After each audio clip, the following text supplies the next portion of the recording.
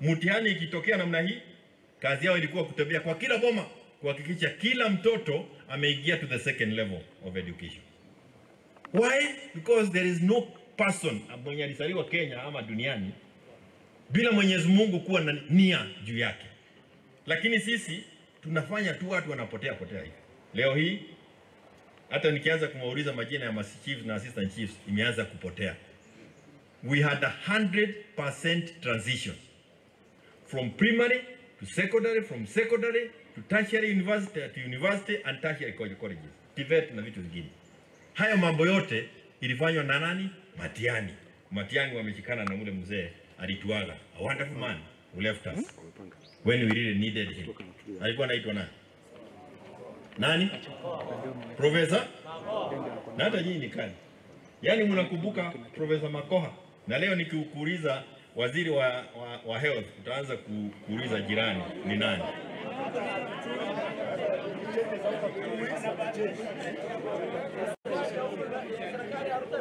Wote wamegogwa shisha. Hello? Ada Matiang'i. TVET institutions increased from 753 to 2,401 in this country. Leo hii we have 520,000 students by 2022 ambao walikuwa wanaenda TVET. 5,200. Ukiangalia pale beleni hakukuwa watu wanataka kwenda TVET. Ilikuwa usipoenda university unaenda nyumbani kufanya maneno. We have, I don't know the number now, but we had 5,020 by 2022. Na ukiangalia yote now where we are as a country, education is in a disaster, is a crisis, is in a crisis. Where is it kweli? Na nyinyi hii yellow bus ilitoka wapi? Yellow bus ilitoka wapi? Mumezao. Sasa siku hii ukiona yellow bus kwa kichwa wako unajua hawa ni watoto wa shule. Kwa hivyo you are very careful not to confuse the driver calling your children. That was Matiang'i. A very simple thing. Saa hii niambie ni nini Ruto amefanya moja isipokuwa mambo ya Chakahora?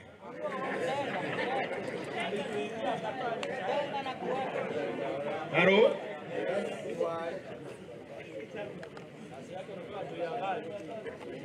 Electricity connectivity. Kila sehemu ya Kenya hii ilikuwa imefika 84%. Ilikutwa below 50 na Uhuru wakiwa na Matiang'i. 84%. Hii imebaki inataka Matiang'i amalize mara moja.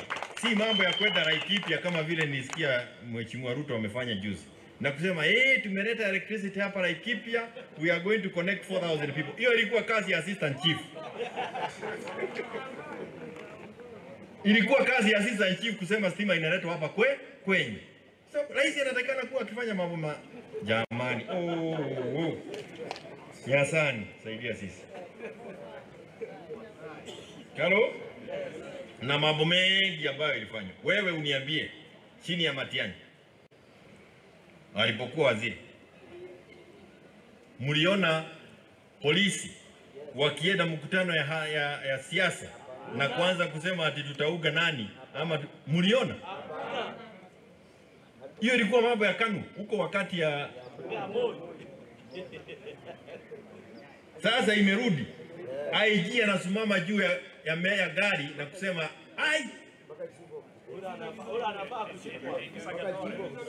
paka sasa Chief of Defense Forces na huu mtu wa security wameanza kutuambia ati tuseme Ruto must.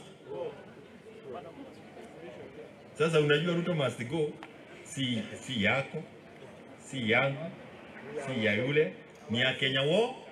Utafanya nini na Wakenya? Na mimi najua huyu Defense Forces yanaelewa. Wakenya wakisema Ruto waende, kazi yake ni kutii amri ya Wakenya. Kwa sababu katiba imepatia nguvu zote kwa Wakenya. Kwa hivyo wakati watasema Ruto must go, yake ni kukuja na kupiga saruti kwa ule mwingine, Wakenya watasema ndio wanataka. Halo? Na hiyo ndio kitu tu.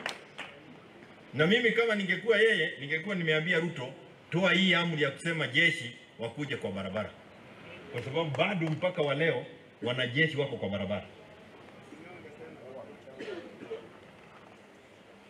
Wanajeshi wako kwa barabara na wameanza kufanywa waongee mambo ambayo haiambatani na yale mambo mengine. Ilikuwa sababu gani hii mambo ya stima ipelekwe kila pahali? Ili watu waanzishe biashara kila pahali.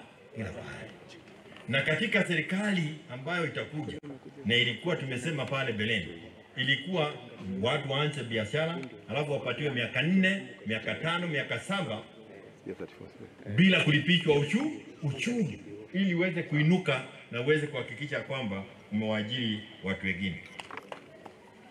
Sasa wewe angalia kazi ambayo ilifanywa hapa Kisii, na tutakuja kusema wakati yake ikifika. Lakini nikiangalia hapa tuko na barabara nyingi. Sitaki kusoma kama Ruto.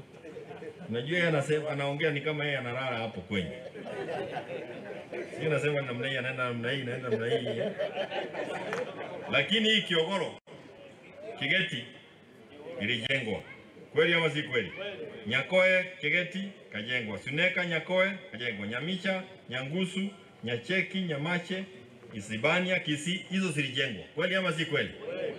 Tukianza kusoma zenye zilianzishwa bado zinaendelea ama haziendelei, zimekwama, tutashangaa. Lakini hiyo sio kitu ya maana. Ile ya maana ni kuhakikisha kwamba hizo programs ilikuwa ndani ya miaka 5, ndani ya miaka 10 ilikuwa tufanye 10,000 kilometers of road. Ruto amesema anaweka gapi?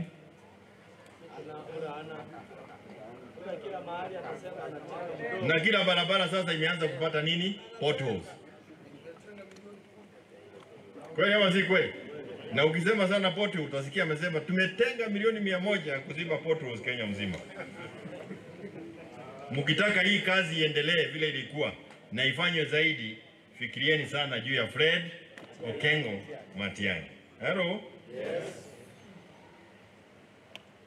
Sitaki niseme shida yao watu mnaelewa.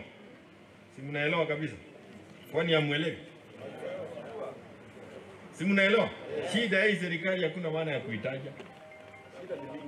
Yote ukiangalia pande hii, shida. Ukiangalia pande hii, shida. Ukiangalia mbele, sasa tunataka kuangalia mbele zaidi, tuone pahali tutapelekwa na Jubilee pia na Mheshimiwa Fred Okengo Matiang'i. Kwa hivyo ni vizuri kusema ya kwamba Jubilee ni chama cha kitaifa. Chama cha kitaifa. Na hata wale majenzi ambao wako hapa, ndugu Daniel, kama unataka kuwa kiongozi wa Kenya hii, lazima ujie chama ambacho kitakupa nafasi ya kutembea Kenya mzima. Hauwezi kuwa kiongozi wa Kenya mzima kama umechikwa nyumbani pale kwa kijiji yako. Yes, and that is why we are picking this kind of young people. Na tumewachukua kila pahali county.